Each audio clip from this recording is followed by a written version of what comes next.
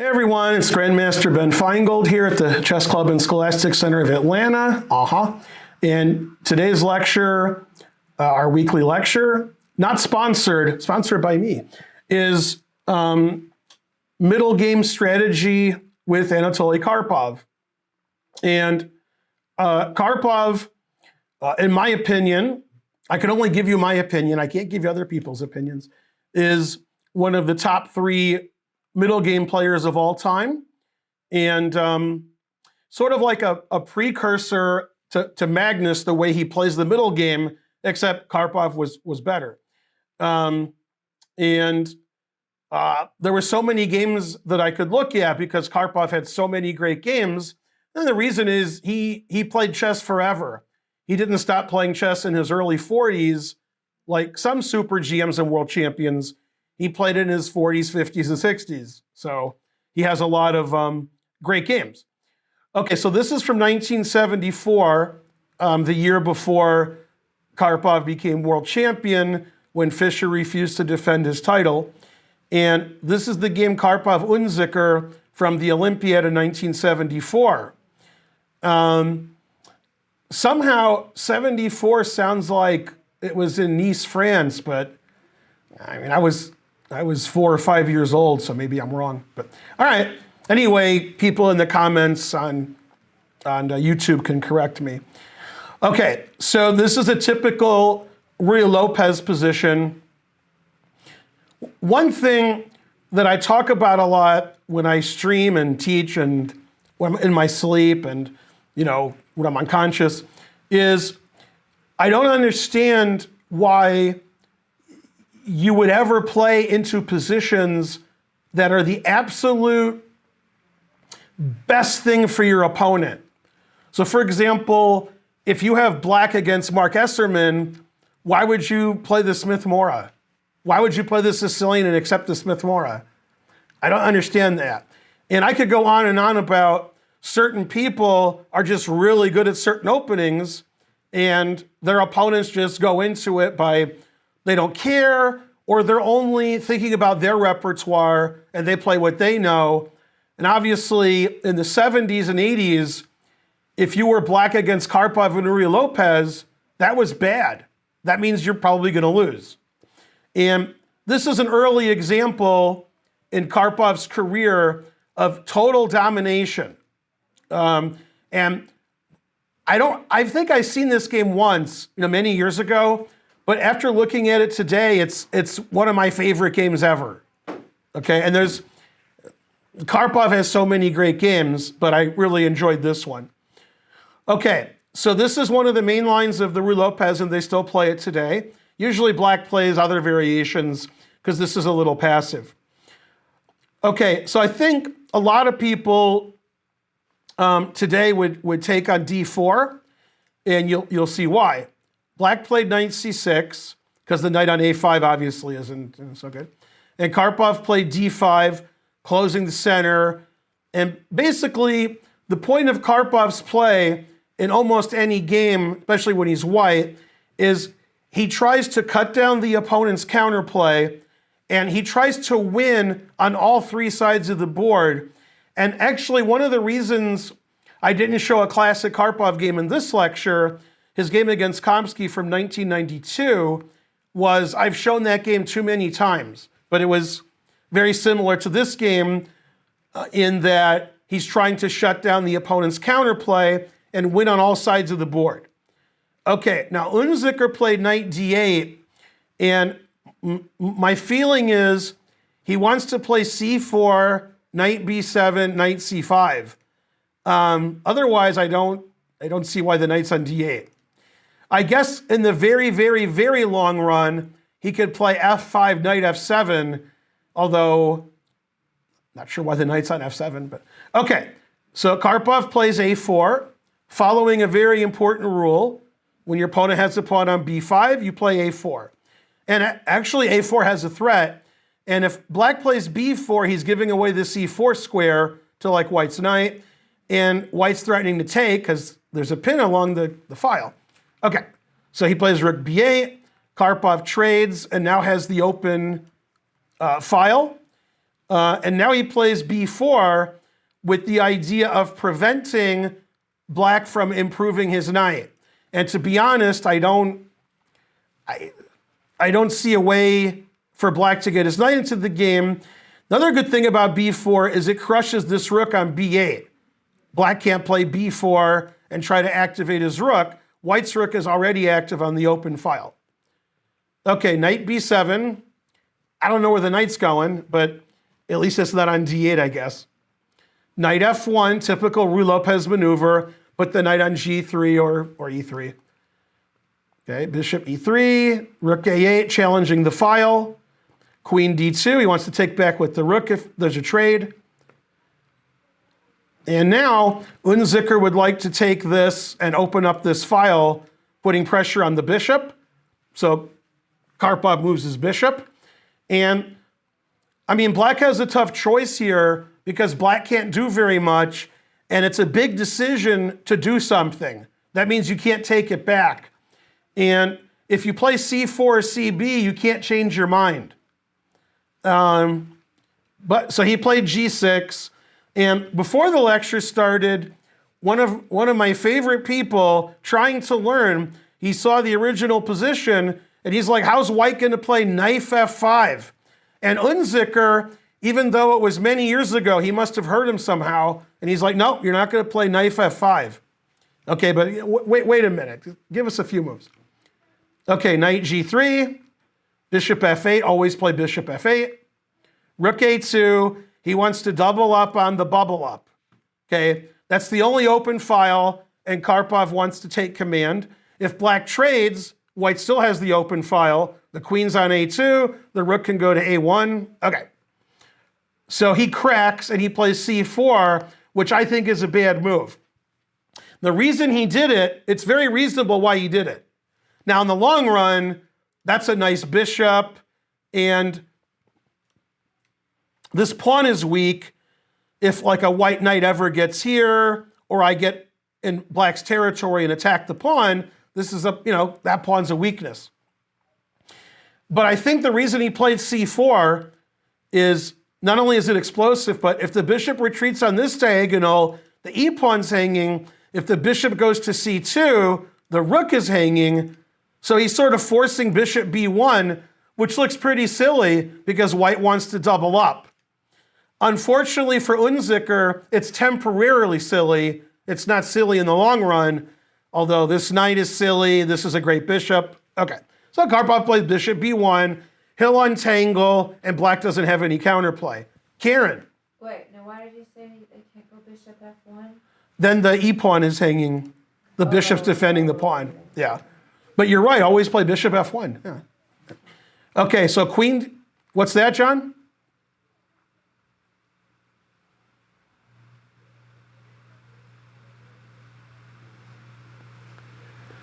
Well, it's not worse than what he did. The question is, why didn't black trade here and open up this file? Okay, I'm not saying that that's worse than what he did. Unfortunately, that makes this a bigger weakness because it's the pawn on c4 stops the bishop from attacking it. And the file is basically useless in this position. You can't play queen c3 because your rook is defending both. And you obviously can't put your queen anywhere else. Later in the game, I could take over the file. And also, if you insist on taking the file by trading and going here, threatening the bishop and the pawn, which actually looks very reasonable, it's scary because you could get in trouble basically in more than one place. But yeah, this does look better than what he did, although I'm slightly worried about losing my queen. Like after bishop f1, actually the bishop f1, we could take this. I guess Karpov would have played queen b1, defending everything. The queen has nowhere to go, and, infiltrating wise. And now I could play bishop d2 or rook c1 next to move and kick you out. Although I'm not saying that your move is worse. What happened to him was worse than this. But this also doesn't look very good because all these pieces are bad. And especially bad is the knight on b7. I mean, it's just a dead knight. Okay, so I'm not saying your move is worse. Probably it isn't. Okay, now this move is better for black than trading just for the safety of the b pawn. Because in the other variation, your b pawn would be attacked forever and you'd be defending it forever, which isn't great. Okay, so he played queen d8 because he wants to have all kinds of a-file ammunition for when that happens. And I think this is where Karpov played the move I think he did. And if I'm right, this move is amazing, okay? It's so good, Karen isn't even looking at her phone or computer. It's so good. That's how good it is. Pretty good. Of course, usually when I say these things, I'm gonna move off, and he played something else. Okay, I was right for once. Bishop a7. That's the move of the game. What bishop a7 does, it stops black from taking the a-file, and it allows white to play bishop c2, rook to a1, which obviously he can't do here because his rook's attacked. After bishop a7, in similar positions and other openings, and this one, black would attack the bishop, and the bishop would have to retreat. Well, black's not attacking that bishop. There's no other piece that can come and get... So white can take his time and play bishop c2, rook a1, and white has the a-file, and black has no counterplay. Bishop a7 is not the kind of move you see every day. It's just for positional purposes to take over the a-file. And normally, strange moves like that have refutations. But since black's pieces are so passive, okay, so time to get more passive. Bishop c2 to double rooks on the a-file. And he did. Okay, bishop b1, and the main idea of bishop b1 is to threaten to triple up. Move this rook forward, queen a2. So bishop b1, also it defends the rook on a2 some more. Bishop e8, always retreat. Okay, now here, you would say white's won in the center because white has this advanced center and black is more passive. You would say white's won on the queen side because black can't move on the queen side. There's only one open file. White dominates. Now it's time to win on the king side. The truth hurts. So Karpov plays knight e2. He's maneuvering his pieces to better squares. And then knight h2. Karpov wants to play f4, which he does. And the reason is, if you take on f4, my knight has the d4 square. That's a good square. Okay, and so he does play f4. And when white plays f4, this is what I was taught after this game. When white plays f4 in a blocked position where white has the central advantage, I've had these pawn structures for black a lot, you always take on f4. It's your only hope. If you don't, white plays f5 and you never move your pieces again. And the person who told me that was Gregory Kaidanov in 1993. He had the experience of seeing games like this. Now, I'm not saying the engine would take on f4. I'm saying practically, if you don't have any play. At least black has the e5 square there, although he is giving away d4. That's not good. And probably bishop d4 is good as well. Okay, so Unzicker played f6. Now you got to give him a break because this was 1974, so the never play f6 rule probably wasn't very well known. And Karpov played f5. Now I want to remind people who are watching, Wolfgang Unzicker is a very strong player. He was top 20 in the world for at least 10 years. Okay, and you might think, yeah, Karpov's beating all these clowns. This is board one of an Olympiad in the final. This guy's not a clown. He just looks like one because he's playing Karpov, right? And he's not a bad player. He just looks like a bad player because he's black against Karpov and ruylopez. Okay, g5. So now black can't move anything, but he's hoping he'll keep it all blocked up and Karpov can't break through. That's what he's hoping. And I think Jim Morrison and the Doors had a song about this game, about breaking through to the other side. Bishop c2. Now, bishop c2 doesn't make a lot of sense to people unless you see the rest of the game or I explain it. Karpov wants the bishop to go to this diagonal and control the white squares. This is actually a good bishop.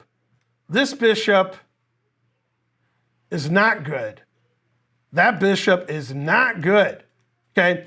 But this bishop's okay. So Karpov wants to put pieces on the white squares and not have this annoying bishop here. So he plays bishop c2, knight g3, bishop d1. He's coming to h5 and g4, etc. And black's doing nothing. And black is just like, it's all blocked up. There's no way you can win. It's too blocked. That's what he's hoping. Queen d1, controlling h5. Excellent. And now he threatens to triple up. Now queen a1 could be coming later. Unzicker's like, you can't do anything. Everything's fine. Knight g4. Now this is I wouldn't call it a tactical move for a world champion, but for somebody under 1,000, it's a tactical move. So the idea is if you trade here and win the free knight, it's not as free as you thought because you're in check and you lose your queen. So knight g4. So you can see white is winning on the center, the king side, and the queen side, and black can't move, and it's hard to believe that black is such a strong player. You're like, man, Unzicker must be the worst player ever. No, that's just, Karpov is an amazing strategical player, and he does what he wants to do, and it's like he forces his will upon his opponent. Karen. Okay. I don't see how he loses the point. You'll see how what? I can't hear. The tactical thing, bishop takes. Bishop takes, knight takes. Queen takes. Right, there's a queen on d1. Oh, okay. It's check, yeah. I see it now. Yeah. Okay, so Unzicker played king f8. Now you know why he played king f8. Now he is threatening the bishop on h5. Knight f6 isn't check anymore. See? He showed you or something. All right. Karpov plays knight e3 to defend his bishop. Then he trades. Queen h5. So he tricked Unzicker. When he doubled rooks on the a file, Unzicker knew that was coming. And he said, I got two sides of the board, one for each of you. Okay, he wants to trade queens. And now this, I really like this move. This move was recommended, strangely enough, by Radiohead, even though they weren't born yet. Because they're a creep. Yeah, this is called a creeping move, typical Karpov. And this answers the question that was asked before the stream. How does Karpov play knight f5? So can either of my listeners tell me what white did here based on all those clues? It's a creeping move, and it helps white play knight f5 in certain situations, which didn't happen because knight f5 is too strong. Anybody? I'm looking. Right. Yeah. I'm trying to see which one gives up first. H4 was suggested.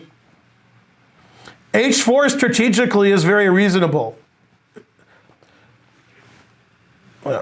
That's right. No.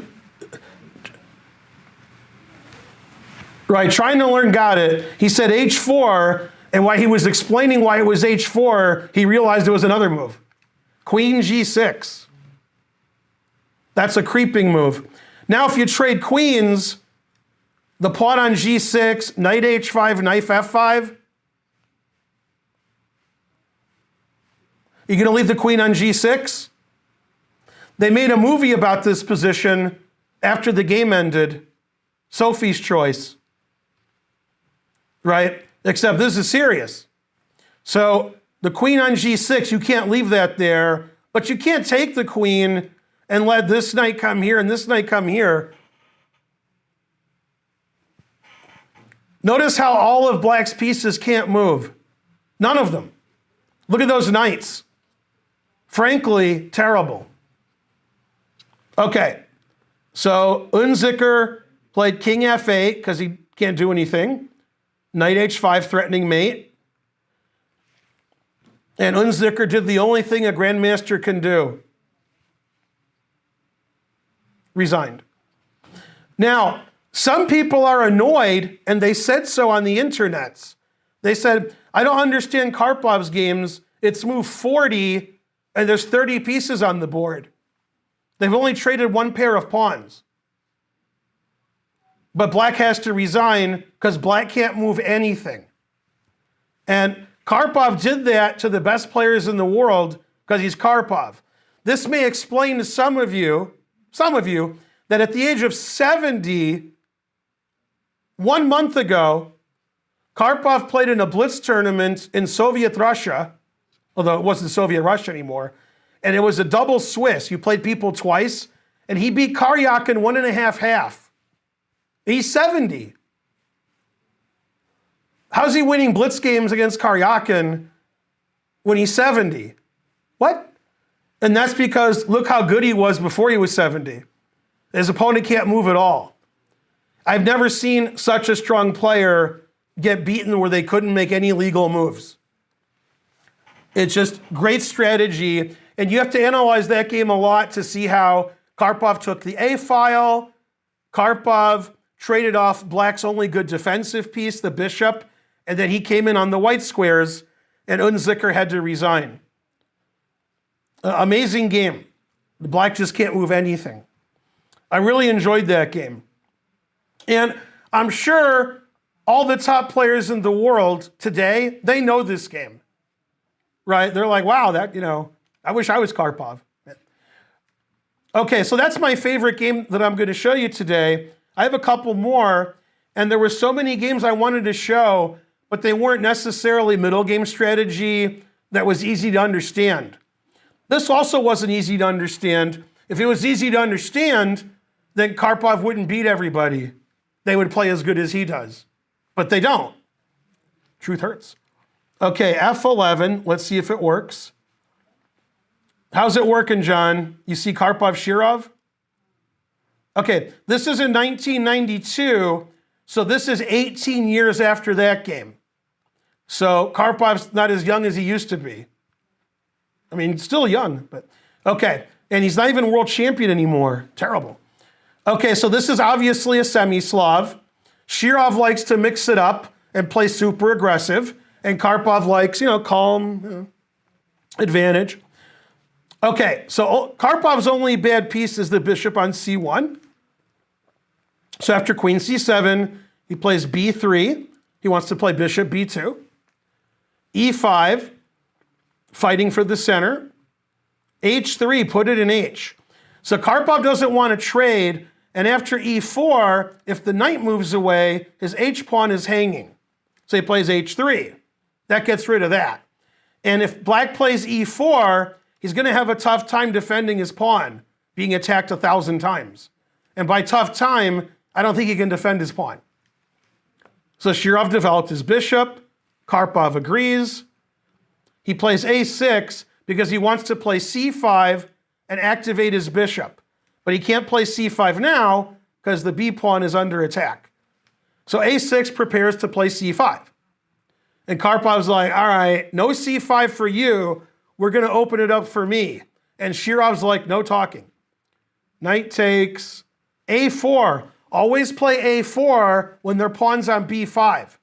Now, you can't play c5 because your b pawn severely attacked. And if you take this, you have two isolated weak pawns. If you play b4, you're improving this bishop, and you're giving away the c4 square. So he didn't do any of that. He just played rook a d8 and improved his rook. Knight g5. Karpov wants to put pieces on e4 and stop black from trading and keep these attacking possibilities open for himself. Queen e7, knight e4, opening up his bishop. Now black has to be careful. For example, if it was white's move, knight takes knight and queen h7 check. The truth hurts. Also, probably don't want to lose your bishop. So Karpov is taking advantage of the fact that this bishop is no good. If black had already played c5, the bishop would be defending e4 and would be a good bishop. And Karpov gets things going before black plays c5. That's why he played bishop b7. That's why he played a6. In a lot of queen pawn openings, when you see black has a pawn here and a bishop here, if black plays c5, he's doing fine. If black never plays c5, that bishop's not good. Okay, he can't do anything now because knight takes knight check as a threat. So he takes, knight takes. Karpov wants the two bishops, what else? And if the bishop moves away, Karpov has domination of the c5 square. Then you'll never move this pawn. So he plays bishop b4. So he sort of does two things at once. He saves his bishop and he stops knight c5. Bishop b4 takes advantage of Karpov's a4. Karpov can't play a3 anymore. And it stops knight c5. It stops this. So pretty good. Pretty good. Knight g3, because trying to learn is always asking me, I'm looking at my watch, but I never see knight f5. All right. Karpov knows about knight f5. So now the knight is very safe. The queen has an open diagonal. The knight has f5, etc., mainly etc. f6, never play f6. Boo. Now you can see why Shirov was scared. If knight f5 comes, then, f4, you got to watch it here. You could get in trouble on g7 pretty easily. You don't want to play g6 because then you're really opening this diagonal. You can't play bishop to g7, which would be okay if you played g6. So again, Shirov is in a tough spot. He blocks the diagonal forever, or so he thinks. And Karpov geniusly takes this knight. And I can't imagine me even considering that move. That move is so strange to me. Giving up that bishop, that's black's best piece, the knight on e5, and black doesn't have a good way to recapture. He took with the queen, which makes sense. Taking with the pawn is really anti-positional. Isolated pawn, giving up all the white squares. This looks very reasonable. Queen takes. Bishop d3, that's why Karpov took on e5. The knight was protecting d3, but Karpov took the knight. How are you going to save your h-pawn? And whichever way you choose, you're not going to like it. And this is something that computers today are very good at that humans are not. I'm not saying Karpov's human, but people like me don't consider bishop takes knight because you're giving up your bishop for a knight. I don't see why. And the reason is he wants to play bishop d3. He doesn't see a good move for black here. If black has no good move, then tactically, bishop takes e5 is strong. Again, Karpov is doing things quickly before this bishop gets active. How do you save your h-pawn? Do you move your h-pawn, giving all the white squares away? Or do you play g6, and Karpov can probably sack a piece, trying to learn style, and start an attack? He chose h6. Shirov probably thought, this doesn't look good, because my knight's coming in, my queen's here, these pieces aren't defending, so I'm not going to do that. So he played h6 and gave all the white squares away. Bishop g6. The rook can't move forward because then this rook is hanging, so he has to play rook f8. Knight f5. Amazing. He makes Shirov, again, Karpov makes good players look bad. If you told Shirov before the game that this was going to happen, that doesn't happen to people like Shirov. Sometimes bad things happen to good people. Finally, c5. And now the bishop on b7 is good. Takes, opening the a file for the rook. Rook a7. Karpov takes advantage of the black rook being on d8. Now he's got this action.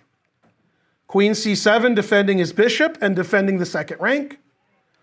Knight h4. He's getting his knight out of the way. He wants to play bishop h7 check, knight g6, which is immediately winning. Good tactic. Bishop here, king h8, knight check, king takes, knight takes, double check. Okay, so he takes the rook, check. Now the queen's not defending h7, so he gets sort of a reprieve. Rook a8, he wants to trade rooks. Now, a lot of you think Karpov's a great positional and strategical player, but his tactics, All right, now you're gonna learn differently. And a lot of Karpov games from the 70s and 80s, and this is the 90s, he's building up, then he has a winning tactic because his position's so good. Queen g4, ignoring his rook. And when I saw that, I was like, what? But then I realized if you take it, the truth hurts. And then queen e8 mate, irrespective of where your king goes. And then the engine move is to go here, because that's mate in 2 instead of 1. So Karpov, he says, yeah, move your rook off the back rank, see how you like that. Now black has the 2 bishops, but that bishop, terrible. All right, Shirov plays queen c6, because this does 2 things. Now if he takes the rook, there's no queen e6 check. And if the queen starts running away, he wants to have this over here, but Karpov's got that defended twice. Now, even though it was 1992, Karpov was a big fan of my streams that haven't happened yet. That's how good he is. So let's see who can get it first, Karen or John. What did white always do in this position? He always did it. Always retreat. But that's not for this position, but I'll ask you next to move. John says always retreat, close. White? Yeah, always. The people on YouTube were screaming, but this lecture happened 2 days ago. Always. The thing is, John and Kira never watched my stream. Wait a minute. Always sack the exchange.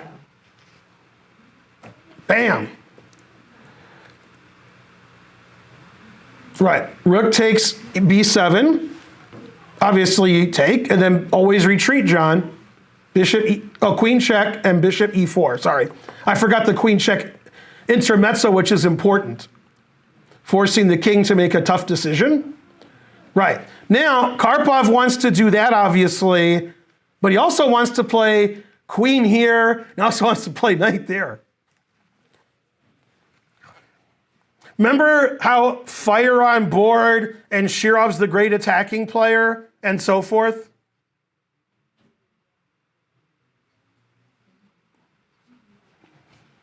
It's always very clean the way Karpov plays. There's never any like weird, I don't understand. All right, so white's threatening everything. I can't find all of white's threats. There's too many of them. Okay, and Shirov resigned. Yeah, good resignation. I don't see a defense to knight g6 check. I don't see it. I don't see a defense to anything. Terrible. And whenever you attack and you're wondering, I can't really calculate to the end, I wonder if my attack works. One thing that'll help you is when the king is all by himself, white's pieces are all near the king, and black's pieces are all away from his king.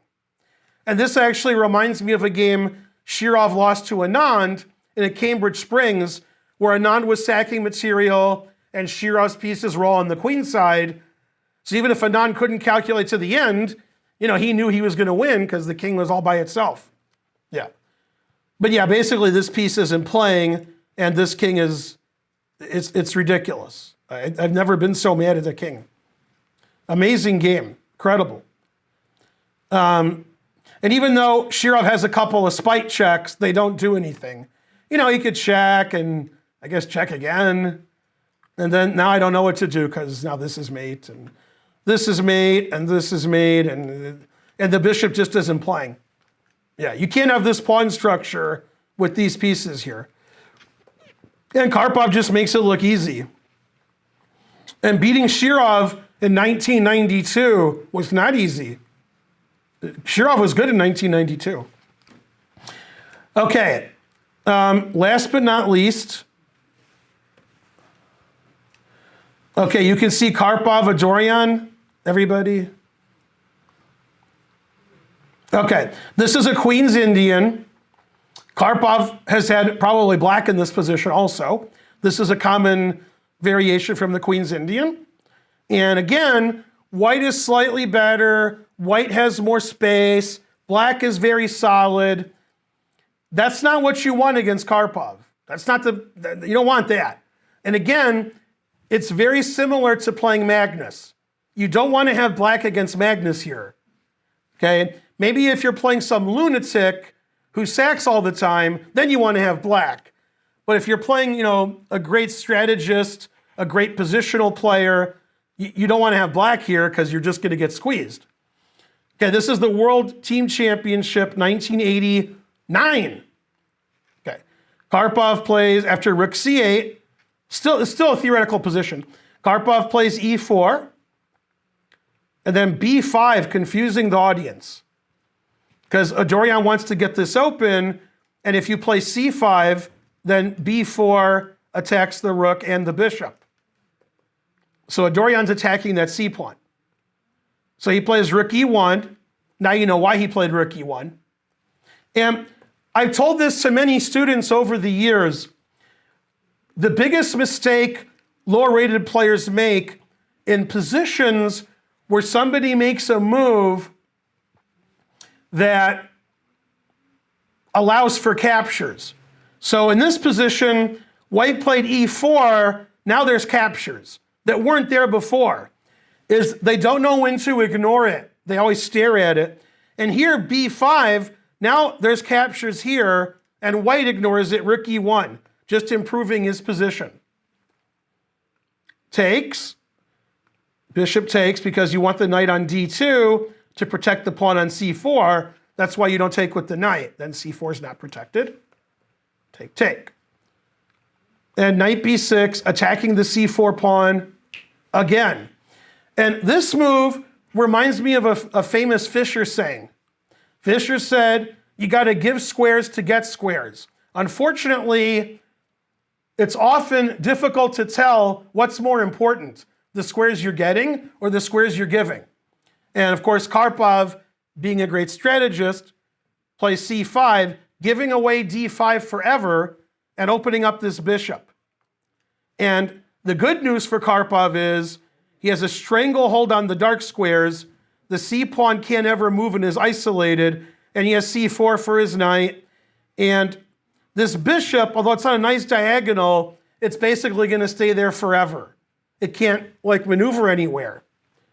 So Karpov gives away the d5 square, but black doesn't really have anything else. Okay, now Karpov plays queen c2. This is very nice. He says, hey, Adorjan, did you want to take my bishop and get the two bishops? And black's like, but that's my only good piece. And he's like, yeah, it's okay. I mean, that's a great knight. So if you take this, then you don't have a great knight anymore. And maybe he should have done it anyway. He played g6, saving his h-pawn. Knight f3, the knight has to improve also. Bishop f6, knight e5. And Karpov just has total domination. And even though nobody has a forced win, Karpov always has more space. And by more space, Karpov's pawns in the center are always further advanced. 4th rank, 5th rank, and his opponent's pieces are always back here. He never has any attack into his opponent's position. Queen c7, h4, put it in h. Rook d8, bishop to d2. Karpov's like, all right, if you're not going to take my bishop, I'll get my bishop over here and I'll checkmate you. Bishop g7, rook d1, a la Morphy. The rook is no good. Let's put it in the center, because the only bad thing about white's position is this d-pawn. The d-pawn's not protected, and it's a backward pawn. So black can try to attack this pawn, and Karpov's like, all right, rook doesn't belong on a1, so rook d1. Knight e7, Adorjan says, attacking your d-pawn That's just my game. Queen c3, defending it some more. Bishop c2, always retreat. Opening up the e file for his rook. Great. Knight f5, attacking the d-pawn. Bishop f4, and the bishop couldn't go to f4 earlier because black's knight was on d5. But black, he must have heard me in the past and said, hey, this is the only thing I can attack. So he maneuvered his pieces to attack the weak d-pawn. Karpov takes advantage by putting pressure on black's queen. Black moves his queen away. And then a4, that's why Karpov played bishop c2, forcing the bishop back. And once again, you can see how Karpov keeps the initiative, goes forward, doesn't let his opponent do anything. And even though the d-pawn is under pressure, Karpov defended it twice, even before it was attacked, because he knew that was black's only counterplay. Bishop e4, man, white's position just looks beautiful. Queen a8, terrible. h5, Karpov always wins on all sides of the board. And that's very hard for players to do, is to have an idea and then just play with another idea and keep playing different ways. And your opponent's like, just play one idea so I know what's going on. So after bishop e4, it looks like Karpov's putting pressure here, then he puts pressure over here. And you can see how passive black's pieces are. g5, trying is the first step to failure. And he's like, hey, Karpov, if you take that, I'm going to play f6, forking your pieces. And Karpov said, no talking. Bishop g5, falling into black's trap. f6, never play f6. And I think Adorjan underestimated this move. I think he saw the move, but thought, Obviously, a lot of moves lose material for white. Karpov played h6. So if you take either piece, and I take the bishop, black's not winning a piece, but black's king doesn't look very good. In fact, if you take this, I could take the rook first and then take the bishop. It all looks terrible. None of it looks any good. Now, the problem with bishop h8, saying, ha-ha, I'm attacking both pieces still. Man, that looks pretty suspicious. So I could play queen b3, and then, I don't know, I guess I resign. Man, I don't know what to do about this. If knight takes d4, I just take it. Yeah, this just looks like it's over. Okay, so Adorjan played knight h6, takes. Material's equal, but black's king is obviously absurd. Queen b3, threatening queen e6 check, as I said earlier, ignoring his knight on e5, because queen e6 is just crushing. Rook e8, knight g4, threatening everything. King g7. The problem with bishop g7, which looks safer, is it's not very safe.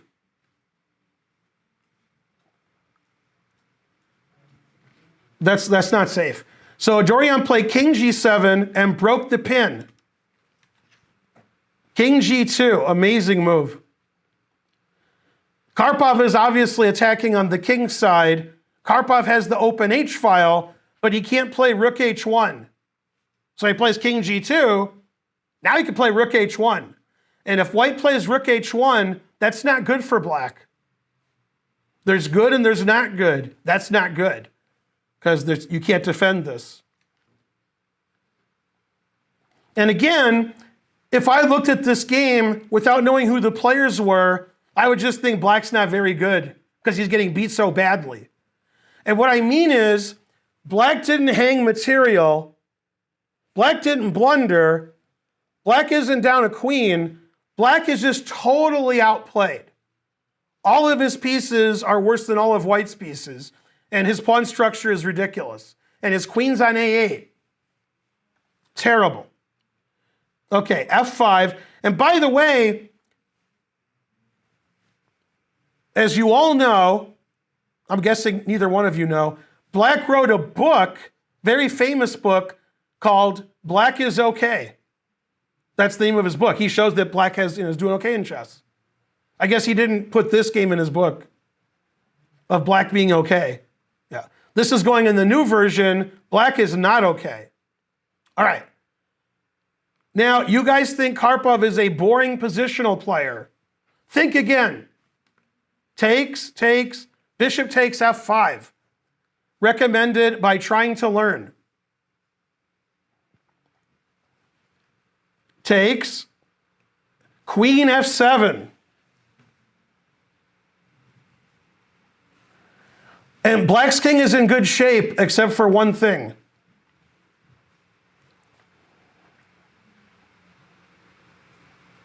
So white wants to play this checkmate or this checkmate, etc.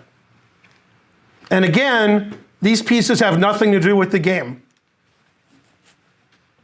And Adorjan resigns. Can't stop rook h1, can't stop queen f6. You can stop one, but you can't stop the other one. Although, to be honest, you can't stop that. This you could stop. You could play rook f8. But then you get checkmated in 2 moves. Rook h1, queen g7 mate.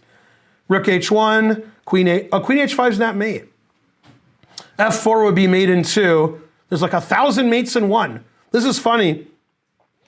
If you don't want to play mate, there's so many checkmates in 1 here. It's very strange.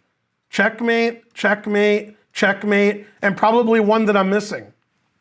Probably. Yeah. So after queen f7, black resigned.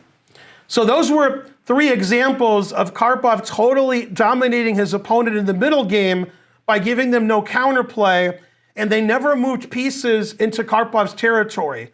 He took all the space, he took more space, more space, more space, and eventually Adorjan couldn't take it anymore and played g5 and then lost tactically because his position didn't make any sense. And I recommend to those of you watching on YouTube, just look at a lot of Karpov's best games. There's books on his best games. You can just go to the internet, type in Karpov's best games. They're amazing.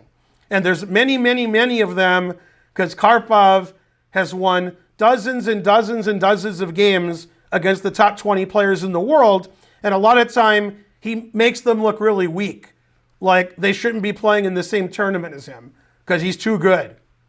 And the fact that he can get 1.5 out of 2 in blitz chess against Karyakin in a tournament. What?